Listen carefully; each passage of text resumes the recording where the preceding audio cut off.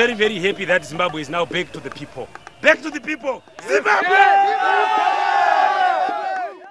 Ibiri kubera muri Zimbabwe ni ibintu bidatangaje iyo urebye ukuntu abaturage bishimiye kuba umudiktateri wo mu gihugu cyabo yavuyeho.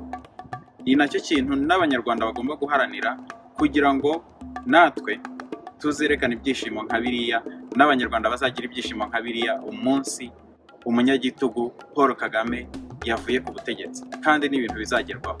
Mwabonye ibyishimo abantu bagira iyo abanyagitugu bavuye ku butegetsi. Mwabonye muri Zimbabwe abantu bari mu mihanda bari kubyina, abamama barimo kurira kubera ibyishimo, abamotari batwaye moto, abanyamamodoka bari kuvuza amahoni. No mu Rwanda abamotari n'abanyamamodoka n'abandi bose bazajya mu mihanda bishime ya 99%. Kagame yibwira ko yamutoye, niyo izajya mu muhanda, niyo izaba iri kwerekana ibyishimo by'uko umunyagitugu yavuyeho. Kandi ni ibintu twabonye ahantu henshi. Mwabonye ibyishimo abantu bo muri Burkina Faso bagize, mwabonye ibyishimo abantu bo muri Gambia bagize, none tubonye n'ibyishimo abantu bo muri Zimbabwe bagize. Ibyo ni ibyishimo bizaza mu Rwanda, kandi buri munyarwanda agomba kubiharanira, twese hamwe dushyizemo ubushobozi bwacu n'uko dushoboye kugira ngo tubigereho.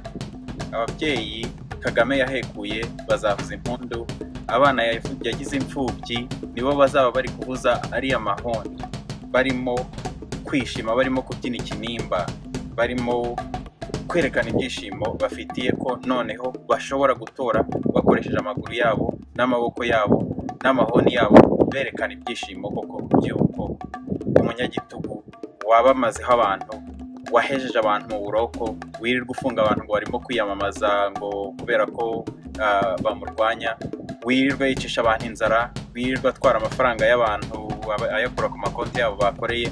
Ibyo byose abantu bazabyishimira kandi muzabibona, ariko byanze bikunze twese tugomba kubikorera.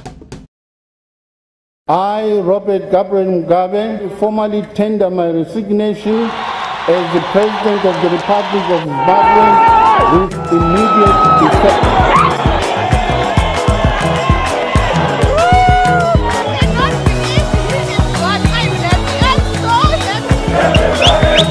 Very, very happy that Zimbabwe is now back to the people. Zimbabwe!